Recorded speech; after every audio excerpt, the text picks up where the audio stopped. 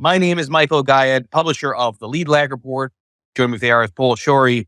Paul, I invited you on because you're a real thought leader when it comes to AI, and I'm actually blown away that your book was 5 years in the making, and everybody talk about AI just the last 5 months. So I'm sure you can add some really good color here. But introduce yourself to the audience. Who are you? What's your background? What have you done throughout your career? And what are you doing currently? Sure. Sounds great. Well, thanks so much for having me, and thanks everybody for joining. So I'm Paul Scharre. I currently work at the Center for a New American Security, a Washington, D.C. based think tank, where I'm the Executive Vice President and Director of Studies. Been here for almost 10 years now. Prior to that, I worked at the Pentagon as a policy analyst. And prior to that, I served in the U.S. Army as an Army Ranger. I did a number of tours overseas to Iraq and Afghanistan. And more recently, I'm the author of 2 books. My first book was Army of None: Autonomous Weapons and the Future of War. And my most recent book that came out earlier this year was 4 Battlegrounds: Power in the Age of Artificial Intelligence. Well, first of all, thank you for your service, obviously on that end. But so let's get into the book, the first one, because when I hear autonomous weaponry, I'm not gonna lie, I get scared out of my mind. Okay, with that, just because that weapons in general is scary, but obviously when it's autonomous, it's a whole different dynamic. I'm going to make the assumption that a lot of the things that you have seen or that you've looked at and studied and referenced are related to AI when it comes to military strength, or at least variations of AI.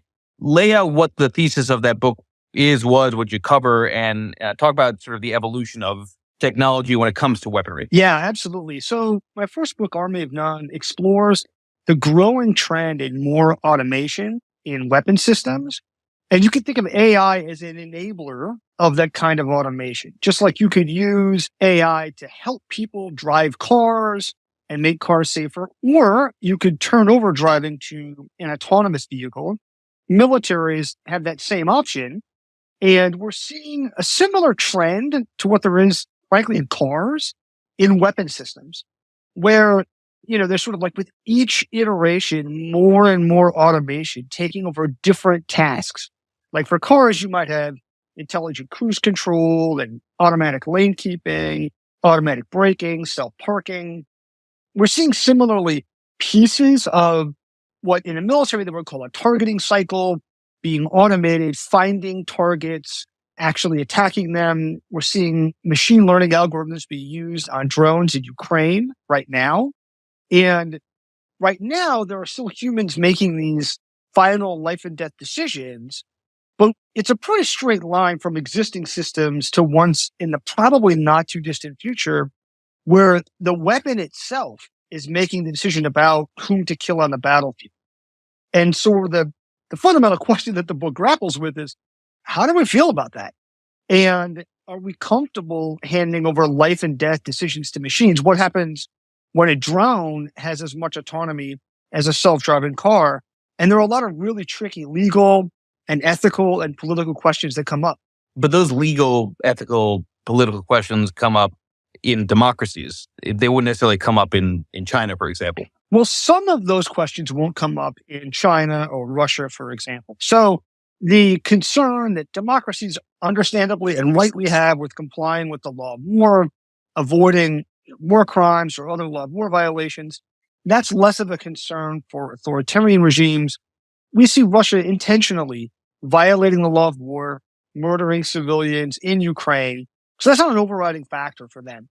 But authoritarian countries are concerned about control. They don't want to deploy systems that they might lose control of on the battlefield. And some regimes, like in China, the Chinese Communist Party is very intensely concerned about control and political control over the military. And so it is a different dynamic that some of the things that are front and center, I can't tell you how many conferences I've been to and discussions in the military at places like Annapolis, the Naval Academy, or other parts of the military on issues like ethics of autonomous weapons. Those aren't happening in the Chinese military, but there is concern about control and keeping humans in control. So I think this whole dynamic is fascinating in and of itself. How close, and I'm sure a lot of this stuff is top secret, but how close are we to weaponry outright making decisions that could actually do it with some degree of accuracy? Well, the wild thing is you'd think that the most cutting edge things are top secret. And obviously the military is developing future weapon systems, and a lot of that is behind closed doors. But because AI is so widely available, you can go online and you can download trained neural networks, and anybody with some, programming experience can use these tools. We're already seeing these commercially available technologies being integrated into drones in Ukraine, and the barrier to entry is very low. And so there's a decent amount of information about what's happening. And so we're seeing, for example, small commercially available quadcopters or hexcopters being outfitted with machine learning image classifiers to identify objects, and they can be used to surveil the battlefield and identify, okay, that's a tank, that's a person, that's a truck, that's an armored personnel carrier. And they can also be used to, once a person has said, okay, go ahead and attack this target, attack this tank or this armored vehicle, then the drone can use AI to lock onto that target and follow it if it's a moving target using, an image classifier, machine learning algorithm to do that.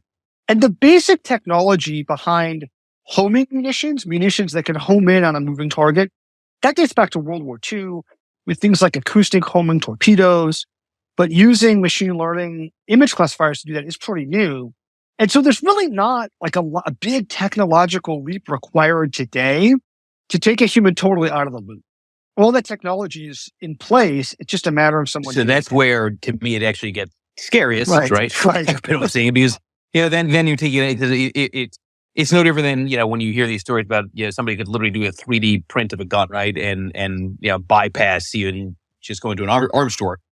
I mean, is there any kind of legitimate concern that you could see some of these technologies, and Qualcomm in there? No, the thing is that, so I'm referencing the 3D printed gun example. Are there any sort of concerns or any kind of momentum around concerns of, trying to mitigate the possibility that, citizens use these technologies in, real nasty, criminal, violent ways? Well, I think it's a very real concern. And I think the proliferation challenge is going to be very difficult because we already see that drones are widely available. And, depending on what country you're in, firearms are widely available to varying degrees. And the algorithms that you would need to use AI to build an autonomous weapon are already out there. So I had researched this for Army of None, which was published several years ago, and went to a local high school here in Northern Virginia. Now it's a math and science academy. So they got, it's a magnet school, they're pretty smart high school students. But they're high school students. These aren't people with PhDs in computer science or machine learning. And they were, using simple neural networks and programming them and doing some things in the robotics class. And the basic tools to build an autonomous weapon are already out there. And in fact, I talk about this in the afterwards of the paperback edition of the book. When I was doing rollout for that book and I was giving book talks, I was at a major US university. I won't say which one because I don't want to get this person in trouble. But after my talk, one of the robotics professors pulled me aside. He said, well, I want to show you something. It's kind of neat. All right. And he shows me in this lab, he's got this laptop open and this robot arm wired up to the laptop. And in it is an airsoft pistol. So it's a gun. It doesn't shoot bullets, shoots these little plastic pellets. And on the screen of the laptop is the video camera looking out. And so I can see us in the screen, and there's this little sort of like white box. And I don't know what I was thinking. It's like intuitive. I just lean my head over to line my face up to the box. And then once it does, the system locks onto my face and it flashes yellow. And then the robot hand pulls the trigger. And it wasn't loaded, but, I could hear the bolt slam forward that this thing tried to shoot me. And I was like, hey, your robot tried to shoot me. And he was like, yeah, isn't that cool? I was like, no, it's not cool. No, like it's a minimum. It's very rude, but also it is kind of concerning. And he said he took him an afternoon. Then she said the hardest part was wiring in the robot arm actuators into the gun. And so that's what she's thinking. To me, was a very visceral illustration of how widely available technology is. And we're going to have to think about defenses against that in ways to defend against, drone attacks and looking at jammers or other types of tools, GPS, spoofing attacks or high-powered microwaves to try to take out drones if, say, for example, someone tries to use them for a terrorist attack. Yeah, I couldn't stop laughing when you said at a minimum it's rude. Right. That's very like no, but okay, but this does, and this does, I think, become an interesting transition around defining power in this world that we're in. Yeah, I'm going to make the assumption that if you're a smaller country or emerging economy, good luck trying to even keep up with the AI advancements, both on the weaponry side and on the information side, just because there's an exponential nature, right, to data, and we have such an advantage as well as maybe China.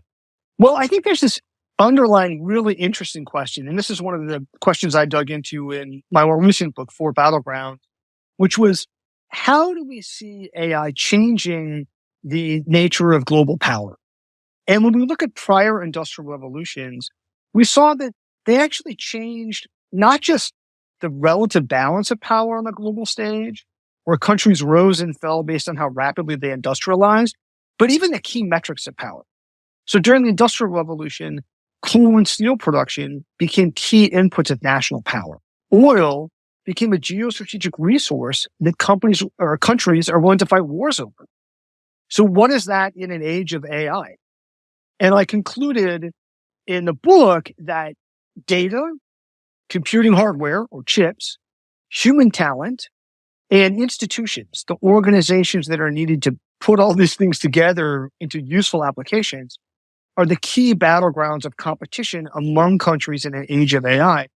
And whoever is able to harness these resources most effectively is going to have an advantage over competitors, whether that's a company trying to do so or a nation. And do you think those would be, for lack of better saying, sort of permanent moats, just because of that? Once you're on top, you stay on top because, again, the exponential nature of data and the machine learning, or will it be this constant sort of who's ahead as far as the AI race, if you can call it that? I think they're shifting in the sense that some of them are more effective moats, if you will, now, but also the nature of these inputs is changing over time. So if you look at data, for example, right now, large language models are drawing on publicly available language data to input into these systems. Researchers at Epoch have projected this out, and the size of language data sets is growing faster than the amount of publicly available data on the web that's being created. And so we're in the relatively near future, certainly by the end of this decade, we're likely to exhaust the high quality publicly available data sets that are out there. Now, what happens then? It's probably not the case that people just stop adding more data because we've seen these huge advantages to scaling up more data. But it could be that then we see companies turning to proprietary data sets, which obviously a lot of big companies have access to, whether it's, sort of the kind of data that big tech companies have, like Google or Meta, or it could be creating new data sets and using tools that companies have to monitor workflows, to build up data sets about activity, or new data sets that are coming online for things like IoT devices or biology, things like gene sequencing. And so data is likely to be a really key element of competition. And the way in which data plays a role is changing over time. Hardware is the same way, where as we've seen the scaling up to larger and larger models like GPT-4 today, and certainly there's rumors of companies training ever larger models beyond that, we see massive amounts of chips being used, tens of thousands of very advanced chips used to train these most sophisticated models. And so that really places a premium on getting access to large quantities of these most advanced chips. And at least right now, the current trend is showing that is continuing to grow, and it could grow for another 10, 15 years or so before we start to reach some really fundamental limits in cost for training these larger and more capable models.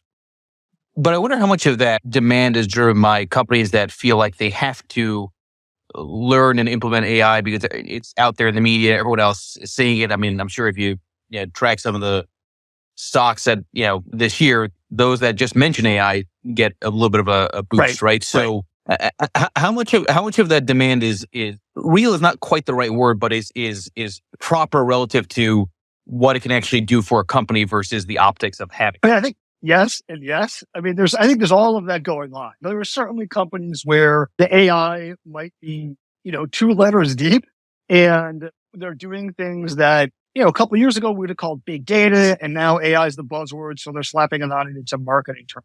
I think you've got other companies that are saying, okay, we need to get on board these large language models, but they may not know what to do with it yet. And in fairness, I don't think anybody knows exactly how to use some of these most advanced tools like Chat GPT or GPT-4 most effectively. We can see that they're useful. It's going to do something, but how do I use it to improve workflows inside my company or build some app on top of this? Like, nobody knows. And that's typical with disruptive technology. That's true in the early days of the internet. That's true in the early days of electrification. It takes a while for people to figure out how to use these technologies and then adapt various types of business processes as a result. And I think you also see some companies in the leading AI labs, OpenAI, Anthropic, Google DeepMind, that are investing tens of millions of dollars to train the most advanced models. We see companies like Amazon, most recently with their $4 billion investment in Anthropic, and we see like plucking out billions of dollars, Microsoft's $10 billion investment in OpenAI to stay at the forefront. And there's not that many companies that are doing it, but there's a couple that see this as potentially really valuable and making huge bets in this space.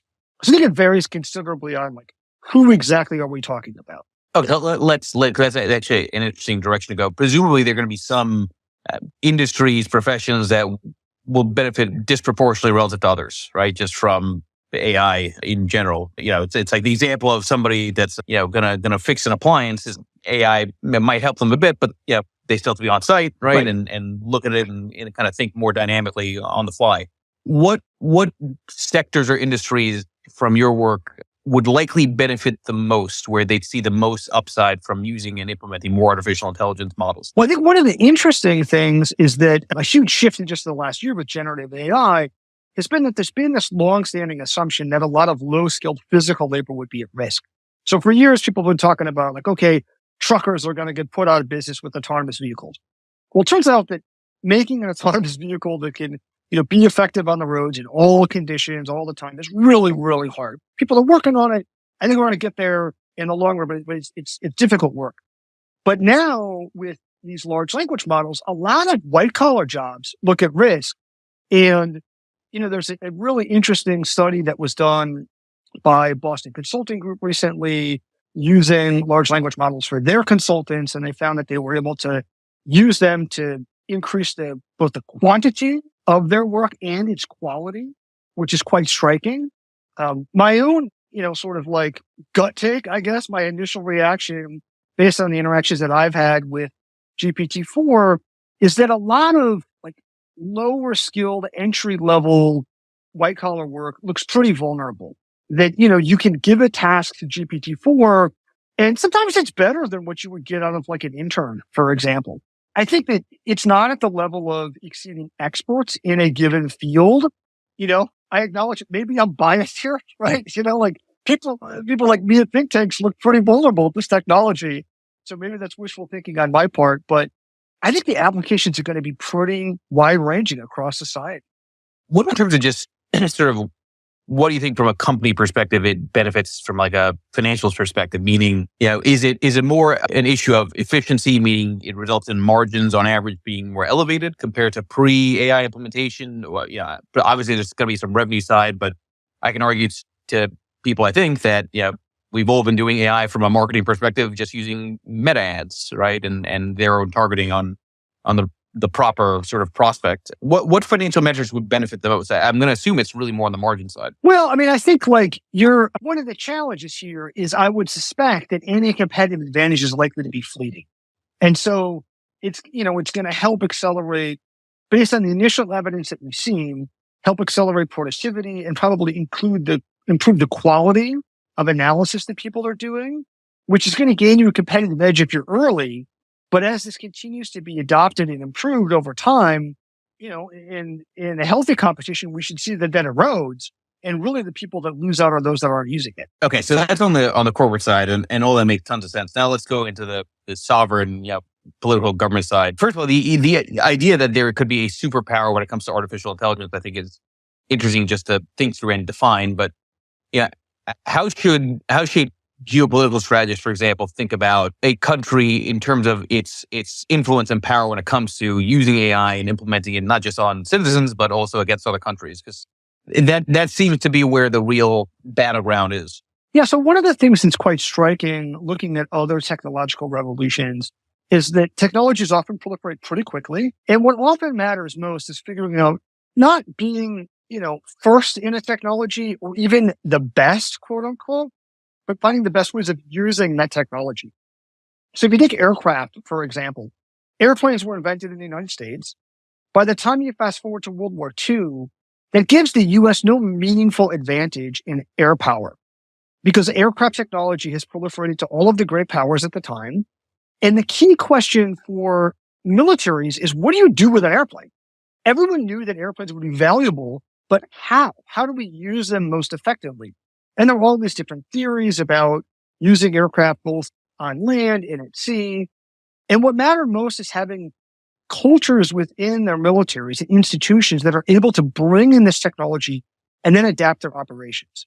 So the British were early adopters of carrier aviation, putting aircrafts on boats and ships. But they fell behind the US and Japan, and not because they didn't have access to aircraft technology. It was because of internal bureaucratic and cultural squabbles within the British military. And so that turns out to be really a decisive factor in how militaries get ahead. I think it's going to be similar for other elements of national power, like intelligence services, or even more broadly across society. If you look at something like facial recognition or language models, it's early days for both of these, but the political economy of adoption is very different in the United States versus China or in Europe. There's all three very different models.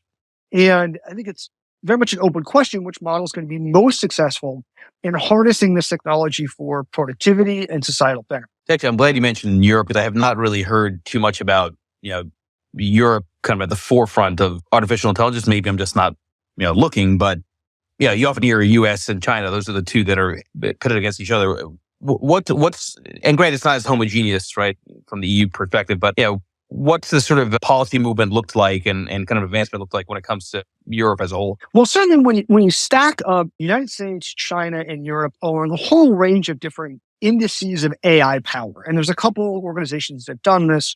Tortoise has done a very good one, looking at, I think, 160 different kind of indices, things like number of PhDs, number and quality of research publications, venture capital funding and other things. Europe is a clear third place between the United States first and then China, close behind but catching up. And then Europe's in third. But they still, in aggregate, have a lot of AI researchers and startups. And one of the places where Europe has been leading is in AI regulation. Now, whether that's good or bad, depending on kind of your perspective, the philosophy behind that, things like the EU AI Act, is this idea of the Brussels effect. And we really saw this in the case of GDPR, that by moving first on regulation, Europe effectively sets the de facto standard for the world because global companies have to react to Europe's regulatory standards. That then has trickle-down effects their operations elsewhere around the globe. And then other countries, at a minimum, have to kind of react to what Europe is doing. So when I've sat in meetings with Chinese scholars talking about Chinese data privacy protections from companies, to be clear, not from the government, which is not on the table for discussion in China.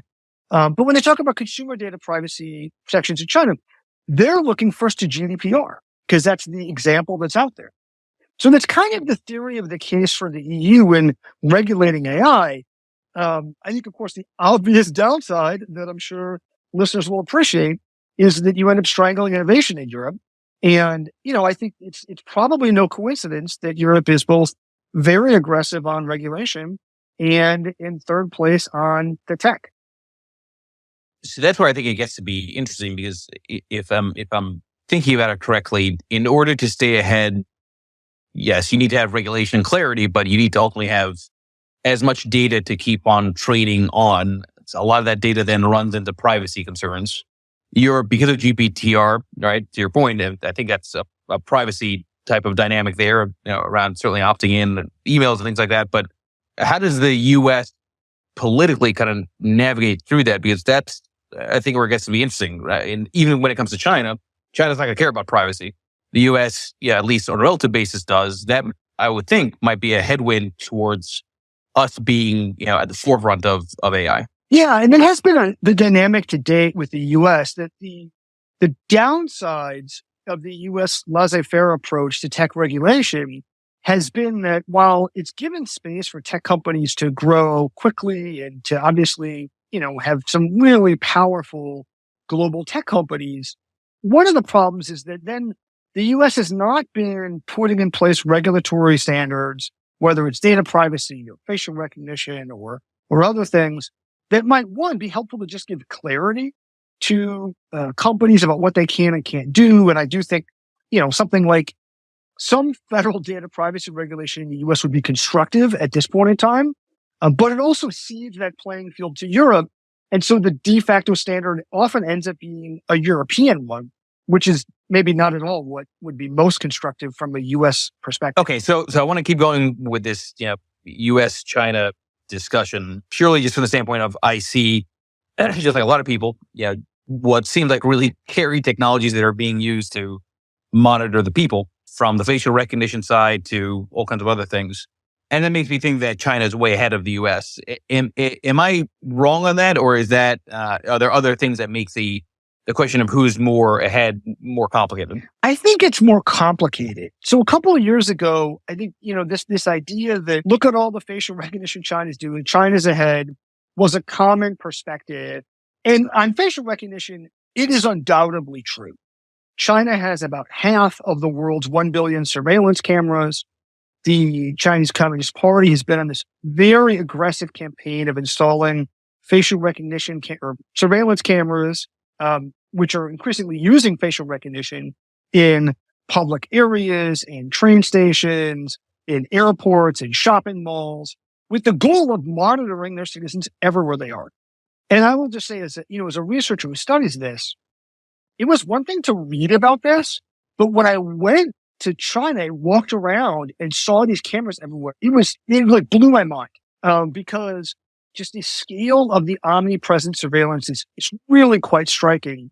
Cameras on every light pole, sometimes to the point of absurdity, like 5 or 7 or 10 cameras on some light pole, pointing in every direction, halfway down the street, standing in Tiananmen Square. I estimated something like 200 cameras across the light poles of the square there in just that one spot.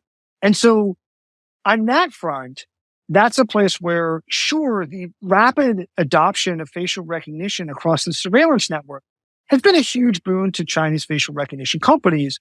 It gives them more data on which to train their algorithms. It gives them the opportunity to get these systems out in the real world and then refine them based on real world feedback and performance. And it's government funding that's helping to boost them in a way that, we're not seeing any of those things here in the US. In fact, it's quite the opposite. If you look at facial recognition here in the US, Amazon, IBM, and Microsoft have all gotten out of the game. They've said that they have either put a moratorium on their work for facial recognition in public areas, so for law enforcement, or just not doing it entirely. And we're seeing this development in the US of kind of a patchwork system of different regulations at the state and local level, like bans on things like law enforcement using facial recognition. And I don't say that to be critical of it. It's just a different system. And the one in China is certainly going to give an advantage to Chinese facial recognition companies over US ones. So that's the kind of thing that would make you think like, wow, the US is going to fall behind. Then you look at large language models, and it's a much more complicated picture, because we've seen, of course, the pretty rapid, at least, excitement around large language models here in the US. A lot of the major tech companies, OpenAI, Google, Microsoft, quite rapidly deployed their large language models publicly earlier, this year or late last year, in ways that, frankly, in many cases, they just weren't ready for prime time. And having some pretty big mishaps, like Google's initial launch of Bard, Microsoft's Bing Chat making the pages of the New York Times, and not in a good way because of problems with its bot. But there's not government constraints on that. So there are some, maybe reputational costs, but the companies seem to be willing to run that risk at the moment. Well, in China, it's totally different because Chinese Communist Party censors the internet. And so Chinese censors have been putting out very quick regulations about large language models. They've been pretty flexible and adaptive because China doesn't want to strangle their AI industry. But it's just a very different landscape where if you're a Chinese company and you put a bot online and then you start saying something, you're going to get in trouble very, very quickly. And so that's a dynamic where in that case, the political restrictions in China kind of push against the AI industry, keeping pace with the US. Yeah, that's actually, I hadn't thought about that way. It's a super interesting point.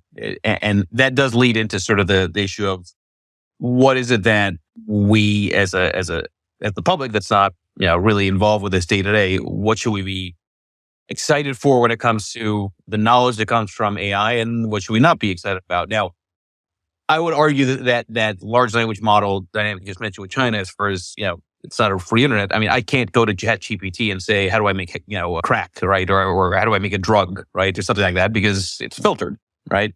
So even the LLMs here presumably still have something to prevent people from looking up how to do criminal things, not obviously to the same extent as China. But what are some of the things that you think the public gets right and wrong just in terms of the narrative around AI here? Yeah. Well, maybe just one finer point on that, which is that, yeah, certainly like ChatGPT is, OpenAI has given it this reinforcement learning with human feedback, some training, so that it's not going to help you manufacture a chemical weapon, for example, which the base model has the ability to do, interestingly and somewhat terrifyingly. It's not programmed to do that. It's not deliberately trained, but that's sort of one of the consequences of these more general purpose systems is they do have all of these dual use capabilities. But that restriction that OpenAI is putting on it is not at the moment a legal restriction here in the US. Now, I think there are some unresolved questions about liability. Like if the company were to permit that and then you do it to carry out a terrorist attack, who is liable? How much is the company liable? Those are some very much unsolved legal questions in the US. But we also see the proliferation of open source AI models that don't have these restrictions on them, or the restrictions are very quickly stripped off. And so there's this huge divide in the AI community right now between companies that have a more closed approach and are not releasing their models publicly. You can interface with it, but they're not releasing the model weights, or what you would think of as sort of the source code of the model that others can tinker with. But other companies are doing that. Stability AI, several years ago, released their model, Stable Diffusion. It's an image generator. And within a day, people had stripped off the content filters and the watermarking. And we've seen the same with Meta's model, Llama and Llama 2. They're sort of equivalent of ChatGPT. They've released that open source. People have very quickly stripped off the safeguards. Now, according to Meta's licensing agreement, you're not supposed to do that, but all the tools are available. And so, that is, I think, very concerning when you think about some of these risks. If we keep just releasing these really capable models open source, some people are going to use them for good, most people, but some people are going to do bad things with them. And we need to be prepared for that. It also makes it, I would think, harder to monetize, right? It's like, what's your incentive to try to create a better AI model if these outsourced, open source versions that are already out there? Yeah, and that is like, reading between the lines here, that is presumably part of the business strategy of some of these companies, where the companies right at the leading edge, OpenAI and Anthropic, they're not releasing their models publicly because they've been giving up a competitive advantage to do so. That is not that far behind, but they are behind then. And so by releasing that model publicly, and this is my interpretation, they've not said this, but my observation would be that it does somewhat level the playing field, because now everyone has access to this. And even more, the open source community is building on Meta's model. And so the one that people are adapting and building on, that creates a competitive advantage for them. They're able to sort of tap into this broader open source ecosystem and gain a competitive advantage there. But I think the broader point is that, look, the competitive dynamics among companies might be great for incentivizing better tech and profits. It's not always good for society. That's true writ large in other industries. It's also true here. I think we see that with this proliferation question and the deployment question, where OpenAI, Google, and Microsoft all rushed last year to get out ahead of each other, deploying their models publicly and in ways that just weren't very healthy because they weren't ready to do so. And so this competition can also create some pretty unhealthy incentives for companies. What about fraud in terms of what comes next? So you may have seen or heard some of these stories, but yeah, I hear these or see these headlines around how people will clone the voice of a child and then find the phone number of the parent and say, as if it's the child speaking using AI, we've kidnapped your kid. And then the AI voice sounding like the kid says, mom, dad, help. And then, you got to send some money for us to release the kid. I mean, I have to assume that we're probably at the early stages of that being a real sort of global problem in terms of just frequency of incidents like that happening.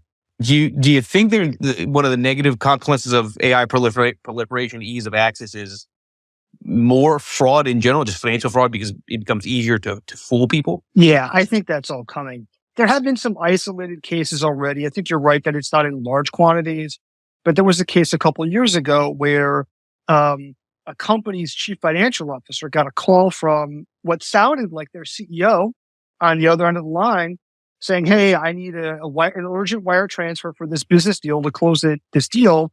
And we heard what he thought was the voice of the CEO, right? And so he makes the transfer and the company was defrauded out of several $100,000. But I think that what you're talking about, these sort of more intimate fraudulent attacks and scams against ordinary people, are all coming. And we'll already see these kinds of scams that happen over email and phone now.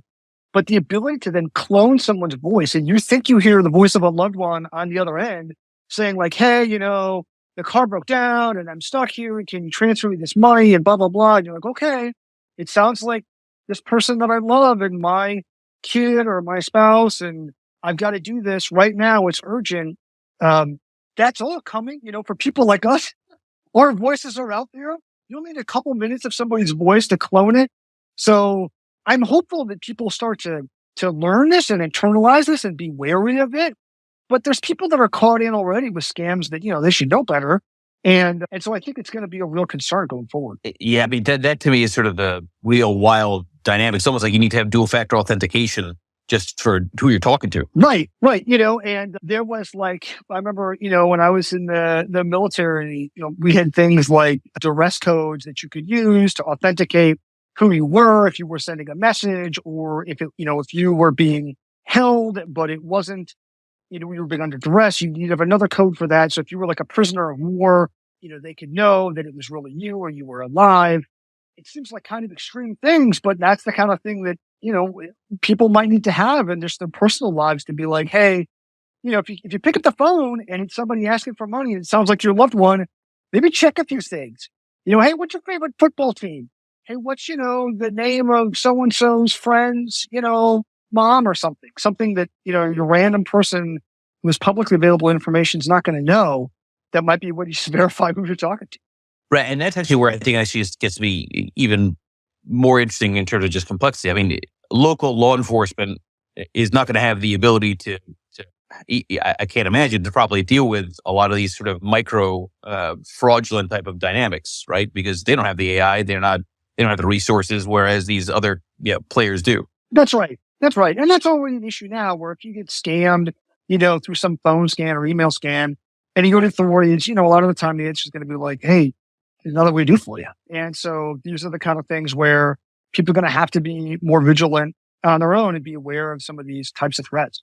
So put your futurist hat on from the standpoint of just, do you think that there's going to be at some point some sort of global framework, global, law that every country largely follows around how to treat and think about AI, kind of like, forget the exact law around or global dynamic around war crimes, right? The name of it, but something akin to that? Or are we going to be on a very sort of hyper regionalized, set of legal frameworks around it, how to deal with AI?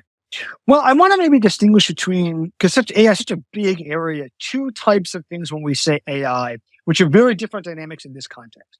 One is the run-of-the-mill applications of algorithms and a whole variety of things across society. Your Netflix recommendation algorithm, the the facial recognition system, at the grocery store checkout line or any other applications. I think those will be very much regional or country specific, or even in the US, some of those might be at the state or local level that you might see some variance in rules versus what some people are calling frontier AI.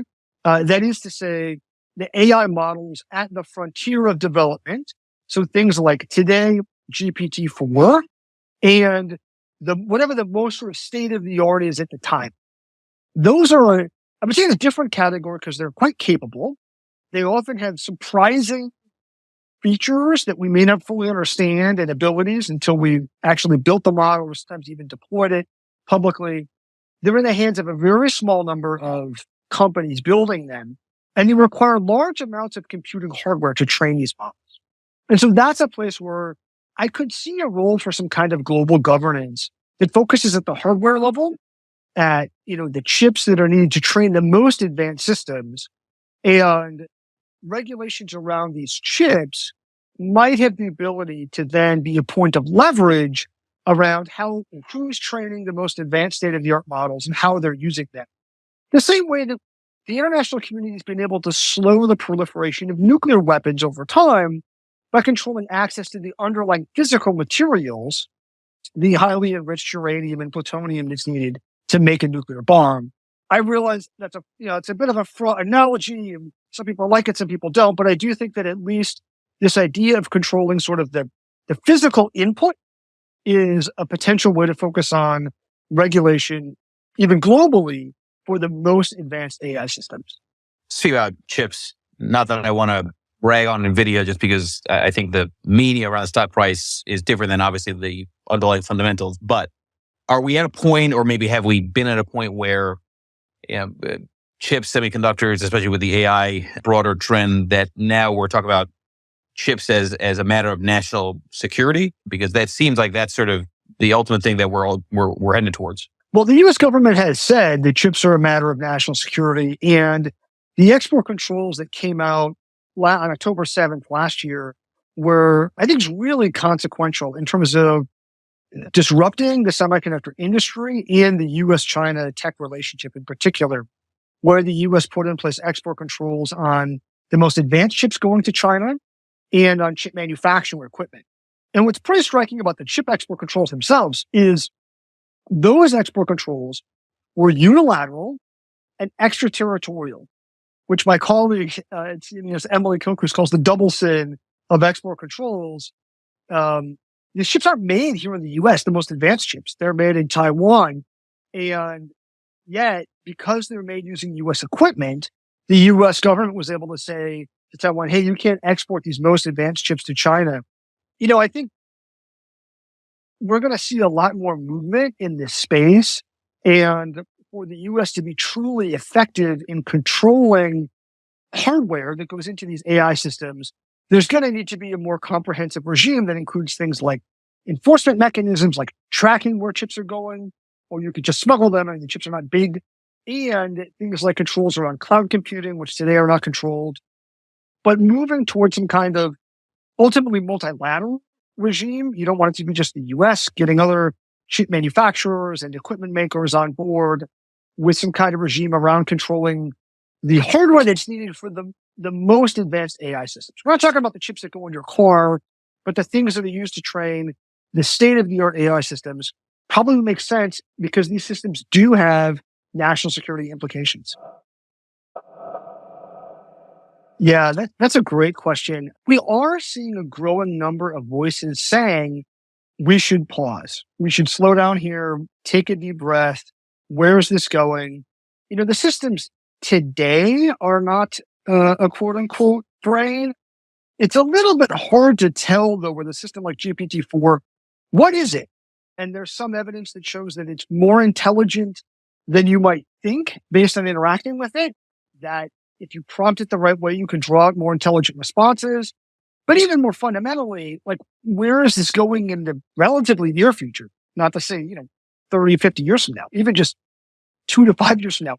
Nobody really knows. And so there was this notable letter earlier this year from a number of leading AI scientists saying, quote unquote, we need to pause. They said we should pause here. They called for a pause at 6 months. I'm not sure what that does for you, to be honest, but I think it's notable that they're saying, hey, we need to stop here. And not too long after, there was another letter by, again, some leading AI experts warning of the dangers of, quote, existential risk from AI. An AI, effectively wiping out humanity. That's a bold statement. But it's notable that there have been some leading thinkers like Jeffrey Hinton, who was, really the godfather of, or one of a few godfathers of the current deep learning revolution, who had said quite, vocally, publicly, hey, I didn't take these concerns seriously until now, but I've been, he's saying he's been struck by the progress here, and we need to slow down and think this through. And I do think that the pell-mell race forward to just build more capable systems before we understand them, before we know how to make them robustly safe, is not wise. And it's likely to lead to some problems if we keep doing that. To be clear, wiping out humanity would be rude. At a minimum. Well, at a minimum. Right. At a bare minimum. So you're Paul, for everybody again, please make sure you follow Paul here on it. Paul, for those who want to track more of your thoughts, your work, where would you point them to? Sure. So my latest book, For Battlegrounds, is available anywhere that books are sold, online or in bookstores. You can go to paulscharre.com. My last name is a little bit tricky, so I'll spell it for you. PaulScharre. You can follow me on X, or my previous book, Army of None, also available where books are sold. Again, everybody, please make sure you follow Paul. I think this was a really fascinating conversation. I will have this as an edited podcast on Lead Lag Live, and hopefully I will see you all soon. Thank you, Paul. Really appreciate it. Thank you. Really enjoyed the discussion. Cheers, everybody.